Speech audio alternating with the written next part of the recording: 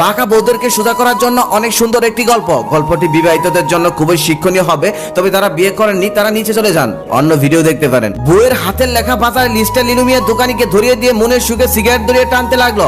আর দোকানিকে বলল, ভাই এখানে যা লেখা আছে তাই দিও, একটাও কম দিও না। আবার বাসায় গেলে বউ যেন এটা বলতে না পারে, এটা আনুনি সেটা আনুনি, এটা নিয়ে আমার সাথে ঝগড়া করতে না পারে। দোকানি তখন মুচকি এসে বললেন, না ভাই কোনো ভুল হবে না, আমি লিস্ট অনুযায়ী সবকিছু দেখে শুনেই ব্যাগের ভিতর ঢুকিয়ে দিয়েছি। বাসায় যাওয়ার পর ভাবি সাহেব আপনার সাথে ঝগড়া করার কোনো সুযোগই পাবে না। নীলু সাহেব তখন বলল, তাই দাও ভাই তাই দাও, বিয়ে তো করোনায় বাইচা গেছো, বিয়ে করলে বুঝবা বইয়ের কথার বাইরে গেলে কেমন জ্বালা। দোকানি তখন দাঁত কিলিয়ে বলতে লাগলো, কি যে বলেন ভাই, আমার তো এই মাসেই বিয়ে ঠিক হয়েছে, আমি সামনে মাসেই বিয়ে করতেছি, আমার জন্য দোয়া করেন। নীলু সাহেব তখন আফসোস করে বলতে লাগলো, কি সুখের জীবনটা ছাইরা দুঃখের জীবনে পা রাখতে চাইতেছো, আর কিছুদিন সুখের জীবনে থাকতে পারতা। আমার মনে হয় তোমাদের সুখের জীবনে থাকতে ভূতে কিলায়, বিয়ের পর বুঝবা মাসের কয়দিন। দোকানি তখন লাজুক এসে বলল, বন্ধুরা সবাই বিয়ে করে ফেলেছে, তারা বউ নিয়ে চোখের সামনে ঘুরে বেড়ায়, এগুলো দেখে আমার সহ্য হয় না, আমার নিজেকে এতিম এতিম লাগে, তাই তো অনেক কষ্ট করে বাবা মাকে জোর করে ধরে বিয়ের জন্য রাজি করালাম। তাছাড়া আমার বন্ধু বান্ধবরা তো বউ নিয়ে অনেক সুন্দর সুন্দর গল্প করে, তারা তো বউ নিয়ে অনেক সুখী, বউ নিয়ে তারা কত মজার মজার গল্প শোনায়, আর আপনি এগুলো কি বলতেছেন? নীলু মিয়া তখন উত্তরে বললেন, বন্ধুরা শুধু বউ নিয়ে মজার গল্পই বলে, সাজার গল্প কিছু বলে না। ঠিক আছে বিয়েটা একবার করো, তারপরেই বুঝতে পারবা। নীলু মিয়া তখন মনে মনে ভাবতে লাগলো, আমার বউয়ের মতো যদি বউ কপালে পড়ে তাহলে বুঝবা বিয়ে মজা না সাজা। আসলে বিয়েটা করলেও ঠেলা, না করলেও ঠেলা, আর সংসার তো শুধু ঠেলাই আর ঠেলা। যাই হোক, দোকানি তখন লিস্ট অনুযায়ী সমস্ত মাল মিলিয়ে ব্যাগের ভিতরে তুলিয়ে নীলু মিয়ার হাতে দিলেন।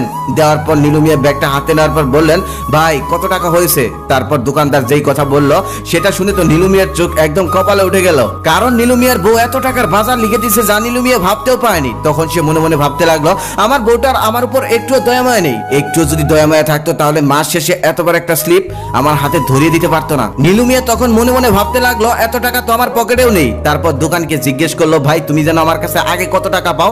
দোকানি ঝটপট বলে দিল, 5,393 টাকা। নীলু মিয়া তখন বলল, সবগুলো মিলিয়ে কত হলো? দোকানি তখন বলল, 8,392 টাকা। দোকানি হিসাবটা বলেই একগাল হেসে বলল, ভাই আজকে সমস্ত টাকাই দিয়ে দিবেন নাকি? দিয়ে দিলে ভালোই হবে, কারণ সামনে মাসে আমার বিয়ে, আমারও টাকা পয়সার দরকার আছে। কথাটা শুনে নীলু মিয়ার মুখটা মলিন হয়ে গেল, মনটা খারাপ করে দোকানিকে বলল, না ভাই আজকে আমার কাছে এত টাকা নাই, আগামী সপ্তাহে আমি সমস্ত টাকাই পরিশোধ করে দেব। দোকানি তখন এই কথাটা শোনার সাথে সাথে নীলু মিয়ার হাত থেকে বাজারের ব্যাগটা দ্রুত নিয়ে নিল আর বলল, ভাই আপনার লজ্জা করে না? আপনি আজকেও বাকির জন্য আইছেন, একে আপনার কাছে কতগুলো টাকা পাওয়া যায়, সেখানে সেগুলো না দিয়ে উল্টো আরো বাকির জন্য আসছেন। নীলু মিয়া তখন বললেন, বিয়ে করলে লজ্জা করতে নেই ভাই, আজকের মতো বাজারে ব্যাগটা দাও, আগে ঘরের মানুষকে শান্ত করি, বাইরের লজ্জার থেকে ঘরের লজ্জাটা কষ্টদায়ক বেশি। দোকানি তখন একটু রাগী কণ্ঠ নিয়ে বললেন, না ভাই আমি আপনাকে আজকে আর বাকি দিতে পারবো না, আপনার কাছে আগে কতগুলো টাকা পাওয়া যায় সেগুলো নিয়ে আপনি অনেকদিন যাবত ঘুরাচ্ছেন, সেগুলো দিচ্ছেন না, সেখানে আবার আজকে আমি আপনাকে কি করে বাকি দেবো? তাই দোকানিকে তিনি আবারও ভালোভাবে বুঝিয়ে বলতে লাগলো, ভাই বিয়ে তো করনি, করলে বুঝবা, আমি আসলে এই মাসে তোমাকে টাকা দিতে চেয়েছিলাম, কিন্তু আমার স্ত্রী পাশের বাড়ি ভাবির একটা শাড়ি দেখে সেই শাড়ি কেনার বায়না ধরে, তারপর আমাকে সেই শাড়িটি কিনতে দেওয়া হয়েছে, যার কারণে আমি এই মাসে তোমার টাকাটা দিতে পারিনি, আমি সামনে মাসে অবশ্যই তোমাকে দিয়ে দেবো। জানোই তো বর্তমানে একটা চাকরি করে সংসারই চালানো যায় না, সেখানে বউ যদি প্রত্যেক মাসে এটা ওটার জন্য বায়না ধরে, সেখানে কি করবো? আমি কথা দিচ্ছি এই মাসে যেভাবে হোক তোমার সমস্ত টাকা পরিশোধ করে দিব। দোকানদার তখন এমন কথা শুনে আরো রেগে গেল, আমার টাকা না দিয়ে আপনি আপনার বউকে শাড়ি কিনে দিয়েছেন, এই কারণেই তো আপনার হাত থেকে আমি বাজারের ব্যাগটা আজকে কেড়ে নিলাম, যদি আমার টাকাটা দিয়ে দিতেন তাহলে তো আমি এমনটা করতে পারতাম না কখনো। নীলু মিয়া তখন আবারও আমতা আমতা করে বলল, ভাই বাজারটা আজকের মতো দিন, অবশ্যই আমি সামনের মাসে আপনার টাকা পরিশোধ করে দেব। দোকানি নাসরবান্দা তখন উত্তরে বলল, ভাই আপনি আজকে যাই বলেন না কেন, আমি আপনাকে আজকে বাজার দিতে পারবো না। এই বলে সে ব্যাগ থেকে সমস্ত বাজার বের করতে লাগলো। তারপর নীলু মিয়া কোনো উপায় না পেয়ে যা টাকা সাথে ছিল সেই টাকা দিয়ে বাজার করতে লাগলো। সেই টাকা দিয়ে বইয়ের দেওয়া লিস্টের অর্ধেক বাজারও কিনতে পারলো না, কি আর করার, সেগুলো নিয়ে বাড়িতে চলে গেল। নীলু মিয়া খুব ভালোভাবেই জানে আজকে তার কপালে খারাপ আছে, তাই তিনি বাজারটা স্ত্রীর হাতে দিয়ে অন্য রুমে চলে গেল। বাজারের ব্যাগ থেকে বাজারগুলো বের করার সাথে সাথে নীলু মিয়ার স্ত্রীর মাথায় আগুন ধরে গেল, যা মুখ দিয়ে আসতেছিল তাই বলতে শুরু করলো, স্বামীকে গালাগালি করতে লাগলো, সাথে অসংখ্য অভিযোগ ছুটতে লাগলো, বলতে লাগলো, বাবা যে কি দেখে এই নিষ্কর্মা ছেলের কাছে আমাকে বিয়ে দিয়েছিল, আমি যদি আগে জানতাম কখনো একে বিয়ে করতাম না, আমার মতো মেয়ে দেখে তার সংসার করে গেল, অন্য কেউ হলে কবে এই কপালে লাথি মেরে চলে যেত, আমি শুধু দয়া করে তোর সংসার করে গেলাম, এটাই তোর 7 কপালের ভাগ্য, তারপরে যদি এমন করিস তাহলে তো কপালে লাথি মেরে কবে যেন চলে যাব। গণনা হচ্ছে নীলুর বউ সুপ্তি খুব বড় ঘরের মেয়ে না হলেও গুণে নয় রূপে সে রূপবতী, এতটাই সুন্দরের বাহার তার আশেপাশের এলাকাও তার মতো সুন্দরী কোনো মেয়ে নেই। তাই তো নীলু শুরু থেকেই বইয়ের কথায় চলাচল করে, এক কথায় বইয়ের গোলাম, কখনোই সে বইয়ের কথার অবাধ্য হয় না। তবে তিনি মনে মনে ভাবেন সুন্দরী বউ বলে কথা, লোকে তাকে বইয়ের কথায় চলাচল করার জন্য বইয়ের গোলাম বললেও এ নিয়ে তার কোনো মাথা ব্যথা নেই। সে মনে মনে ভাবে আমার মতো সুন্দর বউ কার আছে, যে যাই বলুক না কেন আমার বউ তো রূপে মাশাআল্লাহ, একদম আল্লাহর দেওয়া অপূর্ব গিফট। বউয়ের শত শত অত্যাচারের পরেও এটা ভেবেই তিনি তার মনকে শান্তি দিয়ে থাকেন। তাই তার বউ তার এমন দুর্বলতার সুযোগ পেয়ে একদম মাথায় উঠে গেছে, শুধু মাথায় নয় এখন একদম মাথা চিবিয়ে খাওয়া শুরু করে দিয়েছে।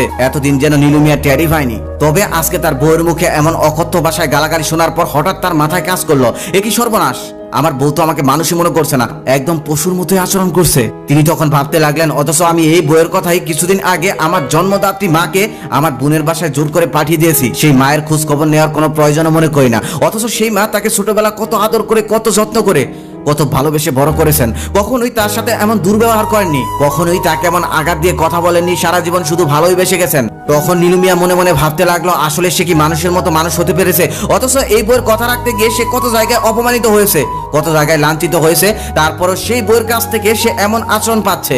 এতদিন সুন্দরী এই বইয়ের মুখের দিকে তাকিয়ে সবকিছু ভুলে গিয়েছি, তবে আজকে আর মেনে নেওয়া যাচ্ছে না, আজকে আর সহ্য করা যাচ্ছে না। তাই সে বউকে হারানোর চিন্তা আজকে সে অন্তর থেকে ফেলে দিল, একদম কাপুরুষতা কাটিয়ে হুঙ্কার দিয়ে বউর সামনে গিয়ে শটাং করে দাঁড়িয়ে বলতে লাগলো, কি বললে আবার বলো তো। নীলুর স্ত্রী যেন আজকে নীলুর মধ্যে অন্য কাউকে দেখছে, সে তার চোখের মধ্যে তাকিয়ে দেখলো এমন ভয়ঙ্কর চেহারা নীলুর মধ্যে সে আগে কখনো দেখেনি। নীলু মিয়া তখন আবারও গর্জন দিয়ে বলে উঠলো, যা বলেছো আজকেই, এরপর যেন এমন কথা কখনোই না শুনি। এই বলে সে কাপড় চেঞ্জ করে বাড়ি থেকে বের হয়ে যেতে লাগলো। নীলুর বউ তখন চিন্তায় পড়ে গেল আর নীলুকে কাঁদতে কাঁদতে বলতে লাগলো, তুমি কোথাও যেও না, তুমি গেলে আমি একা ঘরে থাকবো কি করে। নীলু তখন বলতে লাগলো, আমি রাগ করে বাড়ি ছেড়ে যাচ্ছি না, তোমার মতো মেয়ের কথায় আমি আমার মাকে বাড়ি থেকে বের করে দিয়েছি, মাকে আনতে যাচ্ছি, তোমার কোনো সমস্যা আছে। নীলুর বউ তখন বললো, না না আমার কোনো সমস্যা নেই, তোমার মা তোমার বাড়ি থাকবে, আমার কেন সমস্যা হবে, তাছাড়া তোমার মা আর আমার মা তো একই। নীলু তখন তার নিজের ভুল বুঝতে পারলো আর তার মাকে তার বাড়িতে ফিরে আনলো। আর সাথে নীলু এটাও বুঝতে পারলো যে এতদিন তার স্ত্রীর নয়, দোষটা বরং তারই ছিল, তার স্ত্রীকে সে প্রশ্রয় দিয়ে মাথায় তুলেছিল, যার কারণে সে এমনটা করার সাহস পেয়েছিল। কারণ নারীরা সবসময় তারই অধিকার প্রতিষ্ঠা করতে চায়, এটা করতে গিয়ে তারা অনেক সময় ভুলও করে ফেলে, আর একজন পুরুষ হিসেবে এই ভুল ধরিয়ে দেওয়া তার স্বামীর কর্তব্য। গল্পের শিক্ষা হলো একটা নারীকে যতই প্রশ্রয় দিবেন ততই মাথায় উঠবে, আরো প্রশ্রয় দিলে মাথা চিবিয়ে খাওয়া শুরু করবে। তাই একজন পুরুষকে সবসময় নরম না থেকে মাঝে মাঝে গরম হয়ে নারীদের ভুলগুলো ধরিয়ে দিতে হয়। একজন ডক্টরের জীবনে ঘটে যাওয়া একটি বাস্তব ঘটনা, ঘটনাটি শুনলে আপনিও হতবাক হয়ে যাবেন। তিনি ছিলেন পাকিস্তানের এক অন্যতম খ্যাতিমান একজন চিকিৎসক, যার অ্যাপয়েন্টমেন্ট পেতে হলে একজন রোগীকে কমপক্ষে 1 মাস আগের থেকে তার পিছনে সিরিয়াল দিয়ে রাখতে হতো। তিনি প্রায় এক শহর থেকে আরেক শহরে চিকিৎসার জন্য যেতেন। সময় স্বল্পতার কারণে তিনি সবসময় প্লেনে করে যাতায়াত করতেন। তিনি বলেন, একদিন আমি প্লেনে করে এক শহর থেকে আরেক শহরে যাচ্ছিলাম চিকিৎসার জন্য। হঠাৎ মাঝপথে যাওয়ার পর আকাশ ঘন কালো মেঘে ছেয়ে গেল, বজ্রপাত শুরু হলো, বৃষ্টি শুরু হলো, ঝড় শুরু হলো। ঠিক তখনই আবার আমাদের প্লেনের ইঞ্জিন সমস্যা দেখা দিল। তখন পাইলট কাছেই একটা এয়ারপোর্ট দেখে প্লেনটা ল্যান্ড করলেন। তবে সেই এয়ারপোর্টটা শহর থেকে অনেক দূরে হওয়ায় সেখানে ভালো কোনো ইঞ্জিনিয়ার ছিল না ইঞ্জিন ঠিক করার মতো। তবে আমার গন্তব্যস্থলে যাওয়াটা খুবই দরকার ছিল। তারপর আমি পাইলটকে গিয়ে জিজ্ঞেস করলাম, প্লেন ছাড়তে কতক্ষণ লাগবে। তিনি উত্তরে বলেন, কতক্ষণ লাগবে এটা বলা যাচ্ছে না, তবে অনেক সময় লাগবে। তখন আমি বললাম, আমার তো যাওয়াটা খুবই জরুরি। তখন পাইলট বলল, তাহলে আপনি গাড়ি করে যাচ্ছেন না কেন, এখান থেকে তো গাড়ি করে যাওয়াই যায়, খুব কাছেই। তখন আমি পাইলটের কথা শুনে গাড়ি করে রওনা দিলাম। তবে কিছু দূর যাওয়ার পর আবার ঝড়, বৃষ্টি, ঘন কালো মেঘে ছেয়ে গেল, বজ্রপাত হচ্ছিল। গ্রামের রাস্তায় এই অবস্থায়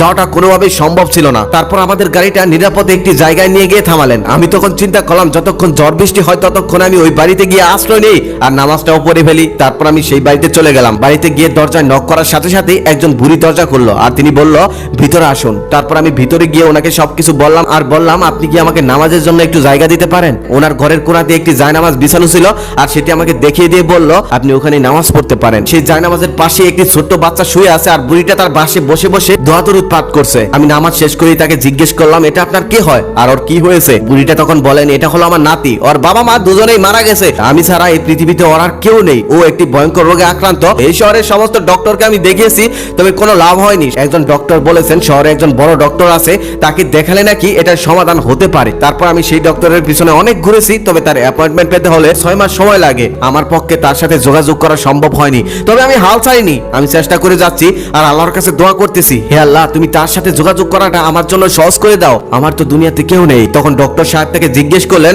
সেই ডক্টরের নাম কি আপনি জানেন? তখন বুড়ি বলতেছে সেই ডক্টরের নাম হলো ঈশান। এই কথাটা শোনার সাথে সাথে ডক্টর সাহেব কান্নায় ভেঙে বললেন। বুড়ি তাকে জিজ্ঞেস করলেন আপনি কান্না করতেছেন কেন? তখন ডক্টর সাহেব বলতেছেন আপনার দোয়া মহান আল্লাহ তাআলা কবুল করে নিয়েছে। শুধু তাই না, আপনার দোয়া কবুল করার জন্য মহান আল্লাহ তাআলা আকাশে ঝড় তৈরি করেছে, বিজলি তৈরি করেছে, প্লেনের ইঞ্জিন নষ্ট করে দিয়েছে, এমনকি আমি গাড়ি করে যাচ্ছিলাম সেই গাড়িটাকেও থামিয়ে দিয়েছে। যখন আমি আপনাকে প্রশ্ন করলাম তখনই ঝড় বৃষ্টি সবকিছু থেমে গিয়েছে। আমি হলাম ডক্টর ঈশান আর আমাকে আপনার ঘর পর্যন্ত আল্লাহ তাআলা টেনে হেঁচড়ে এনে ফেলেছে।